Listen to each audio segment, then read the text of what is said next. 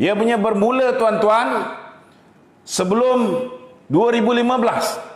Dan 2015 saudara, ianya berada di tahap kemuncak.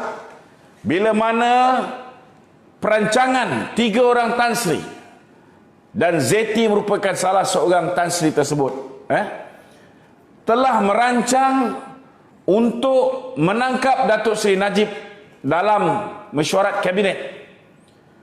Tapi malangnya tuan-tuan, salah seorang daripada Tan Sri ini, seperti mana yang tuan-tuan tahu telah didedahkan oleh Mahathir sendiri, telah mendedahkan kepada Datuk Seri Najib tentang perancangan. Mereka sudah pun menyediakan apa yang dipanggil sebagai charge sheet. Saudara, task force hari ini ditubuhkan, tetapi sudah ada charge sheet. Charge sheet ni tuan-tuan ialah kertas pendakwaan. A few moments later. Salam sejahtera, salam emak kau hijau. Terkini pendedahan dari Lokman Afam atau lebih dikenali sebagai Lobakman, merujuk dari berita dari sumber Malaysia Today, telah mendedahkan penglibatan bekas Gubernur Bank Negara dilantik zaman Mahathir yaitu Zeti Aziz, disebut mempunyai hubungan dengan JHO Lo. Kata laporan itu lagi, sebab itukah Mahathir tidak membawa balik Cina gemuk JHO Lo, mungkin sebab takut nanti kantoi, benarkah? Kita ikuti pula ulasan Lobakman. Assalamualaikum warahmatullahi wabarakatuh.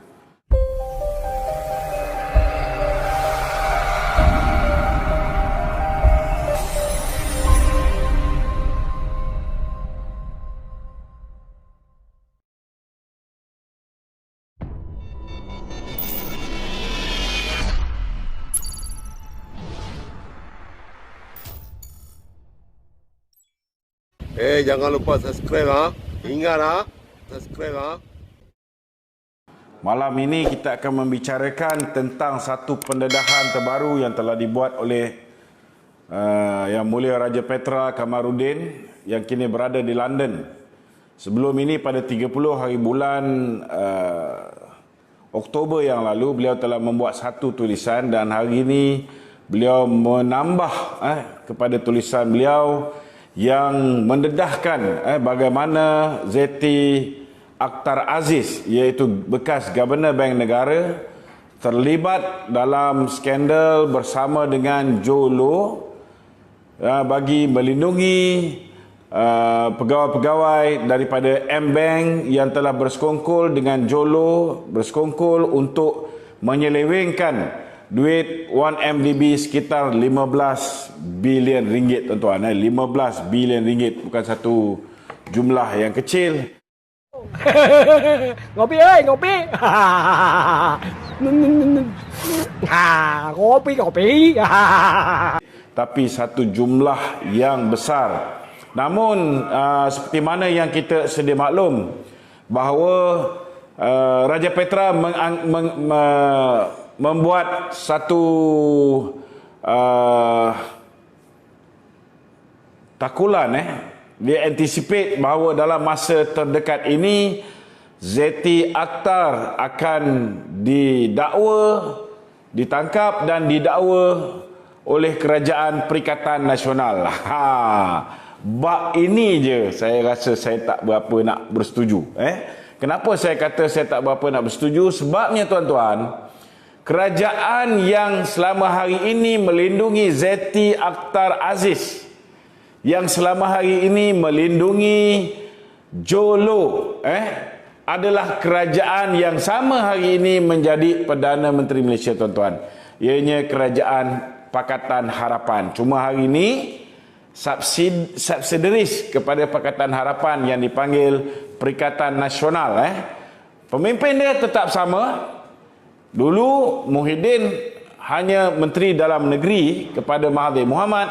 Hari ini boneka Mahathir ini sudah diangkat menjadi Perdana Menteri. Itu sebabnya saya nak beritahu bahawa Zeti tidak akan tuan-tuan diambil tindakan selagi mana pertama, Ketua Polis Negara yang dilantik oleh Tun Dr. Mahathir kekal sebagai Ketua Polis Negara. Benar juga ya. Selagi mana Maimun yang juga merupakan Ketua Hakim Negara yang dilantik oleh Tun Dr. Mahathir, selagi dia kekal menjadi Ketua Hakim Negara, selagi itu kita tidak akan melihat Zeti akan diheret ke muka pengadilan. Begitu juga tuan-tuan, selagi mana manusia-manusia yang kita tahu merupakan mereka-mereka yang pro Pakatan Harapan seperti Peguam Negara yang baru ini, maka Zeti juga tidak akan didakwa dan tidak akan dibawa ke muka pengadilan, tuan-tuan. Itu sebabnya saudara, tidak ada lain pilihan, tidak ada lain pilihan. Pada 25 hari bulan ini merupakan undian kali pertama bagi meluluskan belanjawan 2021 dalam keadaan permintaan daripada BNBBC yang telah dizahirkan oleh pengerusi BNBBC Datuk Seri Najib Tun Razak, nampak gayanya tidak diindahkan sehingga ke hari ini. Maknanya kemungkinan besar tidak ada sebarang pindaan, maka sewajarnya bukan hanya ahli-ahli BNBBC perlu menolak belanjawan yang akan diundi pada 25 hari bulan November ini untuk pengundian di peringkat dasar sebelum pengundian di peringkat jawatan kuasa. Saya rasa satu-satunya cara untuk memastikan mereka-mereka yang menyalahguna kuasa, mereka-mereka yang menyeleweng selama hari ini, tuan-tuan, ialah dengan memastikan 25 hari bulan ini belanjawan 2021 ini ditolak. Tuan-tuan yang saya hormati sekalian, pertama yang tuan-tuan perlu faham tentang kes, baik kes 1MDB, baik kes penyelewengan yang dilakukan oleh Zeti serta ahli keluarga dia, suami beliau dan juga anak-anak beliau yang selama hari ini mempunyai hubungan baik dengan Jolo, seperti mana yang telah ditulis oleh saudara Raja Petra, sebenarnya bukan hanya dalam konteks melindungi pegawai-pegawai M-Bank saja. Seperti mana yang kita tahu, di negara-negara seperti Singapura, negara seperti Hong Kong, negara-negara di mana pegawai-pegawai bank, begitu juga dengan bank yang bekerjasama dengan sesiapa saja untuk menyelewengkan dana, untuk melakukan apa yang dipanggil sebagai money laundering. Mereka ini tuan-tuan, baik bank, begitu juga dengan pegawai-pegawai tertinggi bank, mereka semua sekali telah dihadapkan ke muka pengadilan. Itu kita tengok apa yang berlaku di luar negara. Mantap. Tetapi kenapa daripada 2015, benda ini berlaku dalam negara kita, dilakukan oleh pegawai-pegawai M-Bank yang telah bekerjasama dengan beberapa individu di dalam 1MDB, begitu juga dengan Jolo, untuk menyelewengkan lebih kurang 15 bilion ringgit, seperti mana yang diungkapkan oleh saudara Raja Petra tadi. Langsung tidak ada sebarang tindakan undang-undang. Rupa-rupanya tuan-tuan, apabila pihak perundangan antarabangsa yang telah menyiasat kes ini, mereka mendapati mereka mendapati bahawa rupa-rupanya kes ini pernah diaudit,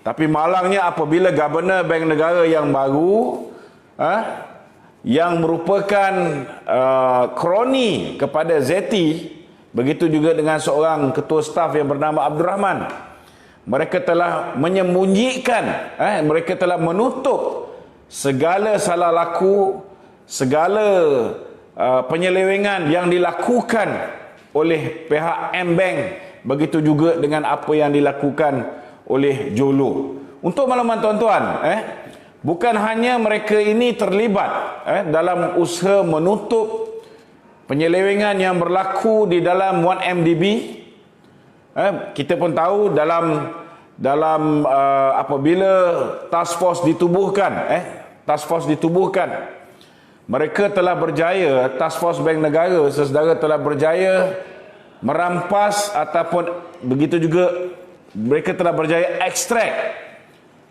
perbualan BBM, BlackBerry Messenger di antara Joanna, seorang kaki tangan M-Bank dengan Jolo, yang secara jelas mengarahkan Joanna memastikan bahawa Datuk Seri Najib Tun Razak tidak tahu tentang transaksi kewangan yang berlaku di dalam akaun yang telah menyebabkan Datuk Seri Najib dipenjarakan 12 tahun penjara. Begitu juga dengan denda sebanyak 210 juta. Tuan-tuan. Jadi saudara, sepatutnya manusia seperti Joanna dan beberapa teman-teman dia yang lain, termasuklah Nick Faisal, begitu juga dengan Jolo, sepatutnya dihadapkan ke muka pengadilan. Dan setidak-tidaknya statement mereka diambil terlebih dahulu, tuan-tuan. Tapi malangnya hanya Joanna yang tidak lari keluar negara. Ramai di antara rakan-rakan mereka telah lari keluar negara menyembunyikan diri. Kita tahu kita punya pasukan polis cukup cekap, tak kira macam mana orang tu lari, memang boleh cari. Kita tengok Datuk Jamal, sekejap je mereka boleh dapat di Indonesia.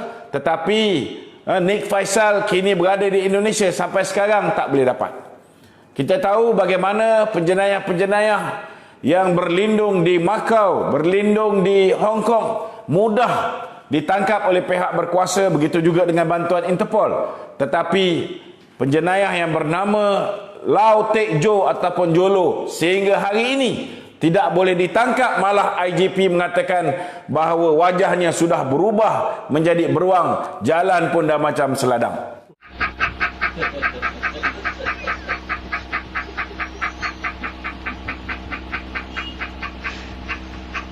A few moments later. Dia fikir kita ni bodoh, tuan-tuan. Saya nak beritahu saudara, kes ini adalah kes yang jelas membuktikan bahawa apa yang berlaku ke atas Datuk Seri Najib hari ini adalah merupakan satu konspirasi politik. Sombong amat. Ia punya bermula, tuan-tuan, sebelum 2015. Dan 2015, saudara, ianya berada di tahap kemuncak. Bila mana perancangan 3 orang Tan Sri, dan Zeti merupakan salah seorang Tan Sri tersebut, telah merancang untuk menangkap Datuk Seri Najib dalam mesyuarat kabinet. Tapi malangnya, tuan-tuan, salah seorang daripada Tan Sri ini, seperti mana yang tuan-tuan tahu telah didedahkan oleh Mahathir sendiri, telah mendedahkan kepada Datuk Seri Najib tentang perancangan. Mereka sudah pun menyediakan apa yang dipanggil sebagai charge sheet. Saudara, task force hari ini ditubuhkan, tetapi sudah ada charge sheet. Charge sheet ni, tuan-tuan, ialah kertas pendawaan.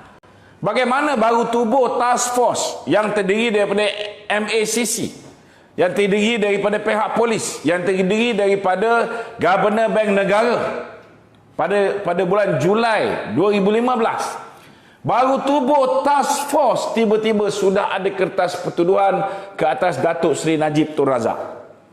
Dan kalau kita masih ingat, kertas pertuduhan ini, saudara, mau digunakan, dibaca oleh Tan Sri Muhyiddin Yassin dalam mesyuarat kabinet yang sepatutnya berlaku pada hari Rabu. Dan ketika itu perancangan mereka ialah untuk meminta Datuk Seri Najib meletakkan jawatan. Sekiranya Datuk Seri Najib tidak meletakkan jawatan, maka pihak polis akan masuk di dalam mesyuarat kabinet dan menahan Datuk Seri Najib. Tuan-tuan, saya nak beritahu pertama sekali, bagaimana task force baru tubuh, tiba-tiba dah ada kertas pertuduhan, tuan-tuan. Dan kalau betul kertas pertuduhan ini genuine dan boleh digunakan di mahkamah, kenapa apabila Pakatan Harapan kalah, ianya mengambil masa yang begitu lama untuk mereka menuduh Datuk Seri Najib di bawah ini SRC International, kes SRC International, begitu juga dengan kes 1MDB tuan-tuan. Hanya selepas diasak, barulah akhirnya mereka mendakwa. Itu pun mereka mendakwa tuan-tuan, mereka dakwa dulu, kemudian baru dia panggil Datuk Seri Najib untuk sesi memberi keterangan, dan dalam sesi memberi keterangan itu baru ditanya tentang 1MDB. Mana negara tuan-tuan macam Malaysia ni boleh tahan dulu, boleh dakwa dulu, kemudian baru siasat. Hanya negara Law of the Jungle di bawah rejim Pakatan Harapan yang hari ini diteruskan oleh Muhyiddin Yassin, saudara. Saudara, satu benda lagi yang tuan-tuan perlu ingat. Saudara perlu ingat bahawa duit yang dimasukkan ke dalam akaun Datuk Seri Najib ini telah dimasukkan oleh CEO SRC International sendiri, iaitu saudara Nick Faisal. Dia sendiri yang masukkan dalam akaun tersebut, dan dia juga merupakan pemegang amanah akaun tersebut. Tetapi sebaik saja selepas memasukkan duit itu, tuan-tuan, tiba-tiba dia menghilangkan diri sehingga hari ini tidak dapat dibawa ke muka pengadilan. Kita pun boleh baca baru-baru ini kenyataan yang dikeluarkan oleh Tun Dr. Mahathir. Tun Dr. Mahathir, tuan-tuan, mengatakan bahawa usaha membawa balik Jolo ke dalam negara adalah merupakan satu kerugian. Kerugian pada siapa? Kerugian kepada beliau, tuan-tuan. Kerana sekiranya Jolo dapat dibawa pulang ke negara ini, maka akan terburailah semua rancangan jahat mereka. Akan terburailah hubungan di antara Jolo dengan Zeti ni, tuan-tuan. Bukan hanya Zeti melindungi pegawai-pegawai daripada MN. Saya nak beritahu saudara, hubungan di antara Jolo dengan suami Zeti. Suami Zeti juga bekerjasama dengan Jolo mencari mereka-mereka yang mahu membawa masuk duit daripada luar negara untuk dibawa masuk ke Malaysia dengan kelulusan Governor Bank negara. Mereka menggunakan Jolo, tuan-tuan, untuk menarik mereka-mereka yang nak bawa masuk duit ini, dan akhirnya diluluskan oleh Zeti. Bangsat kau. Itu sebabnya, saudara, apabila Datuk Seri Najib Tun Razak memperolehi satu surat daripada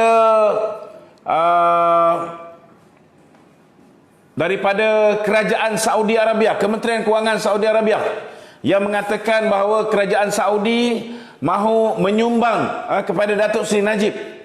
Tuan-tuan, Datuk Seri Najib nak memastikan sama ada surat ini betul ataupun tidak. Beliau telah menghantar duta Malaysia ke Arab Saudi untuk pergi ke Kementerian Kewangan untuk memastikan bahawa apa yang telah dizahirkan oleh Kementerian Kewangan Arab Saudi adalah benar ataupun tidak.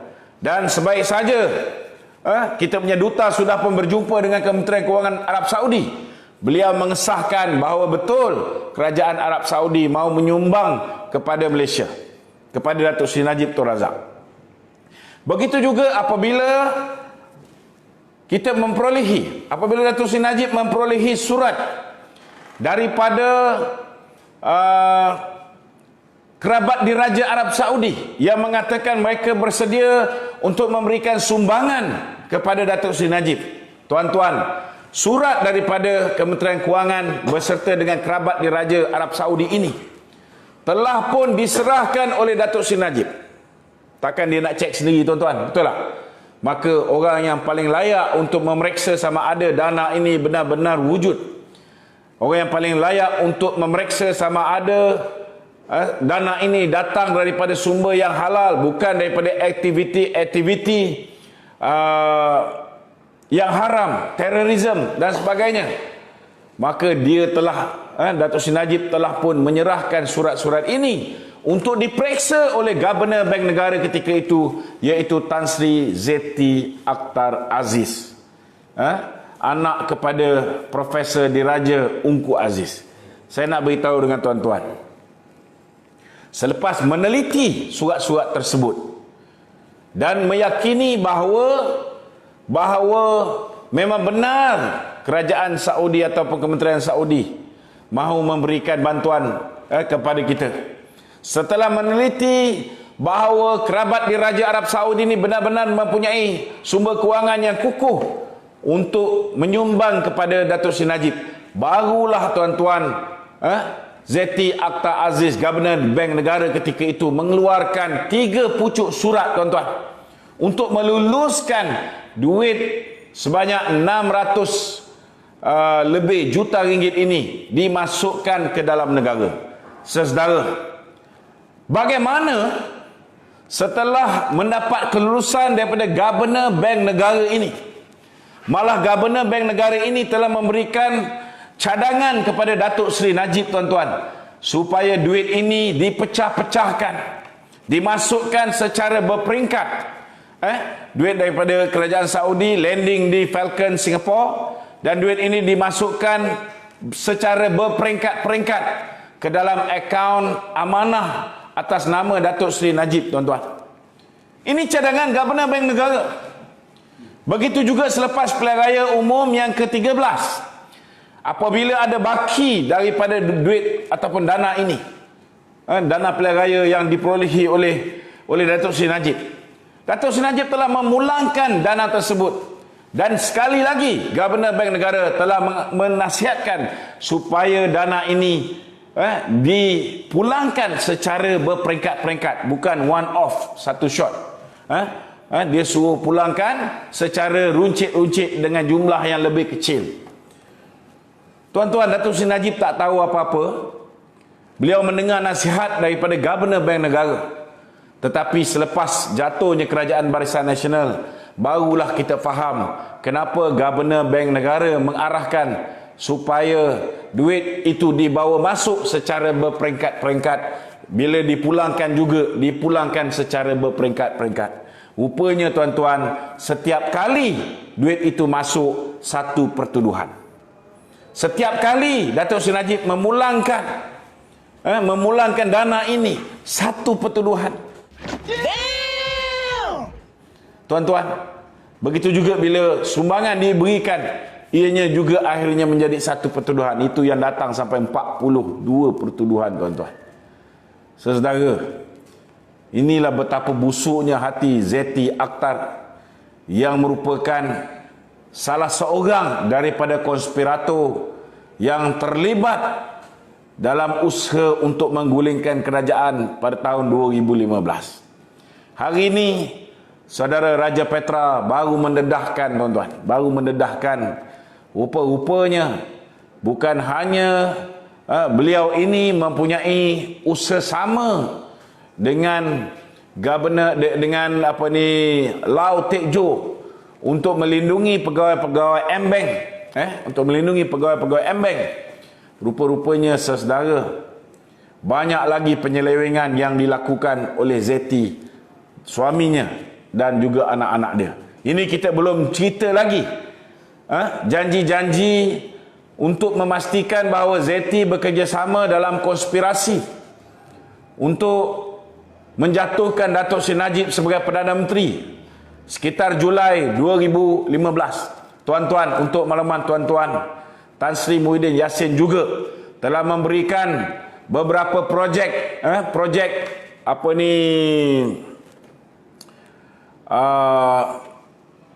pembekalan air bersih, projek perigi tu apa dia panggil? Projek pembekalan air bersih di sekolah-sekolah di negeri Sabah dan Sarawak. Tuan-tuan, ini diberikan kepada suami Zeti Akhtar Aziz tuan-tuan ketika Tan Sri Muhyiddin Yassin menjadi Menteri Pelajaran. Mereka memang ada hubungan yang baik. Hari ini baru terbongkar hubungan di antara Zeti Akhtar Aziz dengan Mahyudin Yassin. Hubungan di antara Zeti Akhtar Aziz dalam konspirasi menjatuhkan Datuk Seri Najib. Hubungan di antara Zeti Akhtar Aziz dengan Lau Teck Joe yang bekerja sama membawa dana-dana daripada luar untuk masuk ke Malaysia dengan kelulusan Governor Bank Negara Zeti Akhtar ketika itu. Hari ini baru kita tahu tentang bagaimana Zeti Akhtar Aziz ini tuan-tuan, mereka ini telah melindungi pegawai-pegawai M-Bank, sedangkan mereka terlibat dalam penyelewengan yang dilakukan oleh Jolo. Sedangkan negara-negara lain mengambil tindakan yang tegas terhadap bank dan juga pegawai bank yang terlibat. Termasuklah Goldman Sachs yang telah pun mengakui bersalah.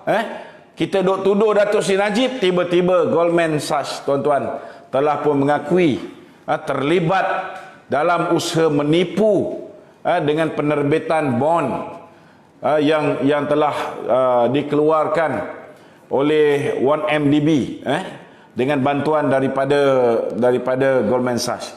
Saudara, saya nak beritahu dengan saudara, tuduhan terhadap kes SRC International ini telah pun dilepaskan oleh Tan Sri Apandi Ali.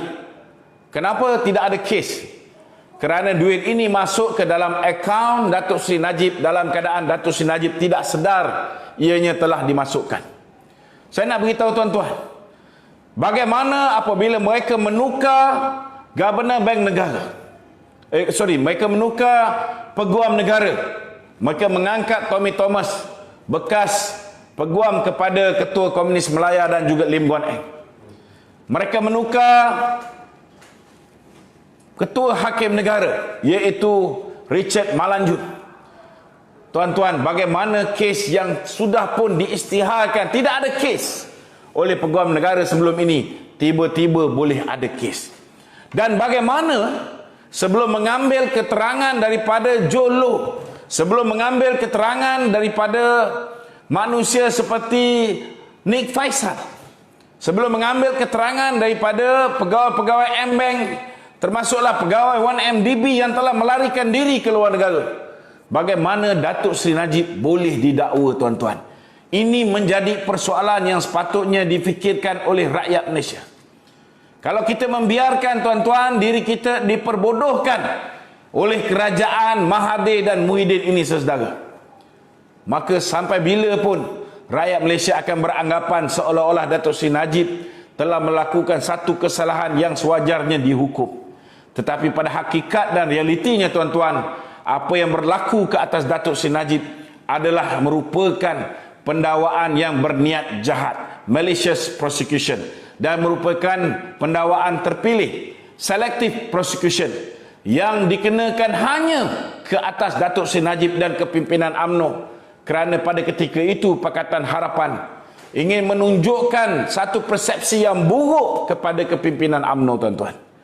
Kalau kita gunakan otak kita yang waras, bagaimana mungkin pendakwaan boleh berlaku sedangkan saksi-saksi utama, the main suspect, the main culprit, sehingga hari ini keterangan dia bukan hanya tidak diambil, malah, tuan-tuan, orang yang sepatutnya dibawa ke muka pengadilan adalah manusia-manusia durjana ini.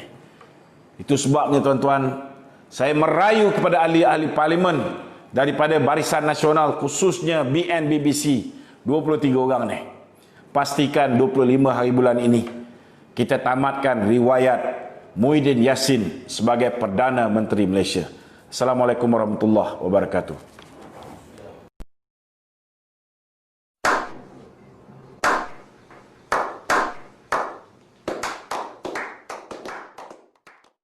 Jangan lupa subscribe, ingat subscribe.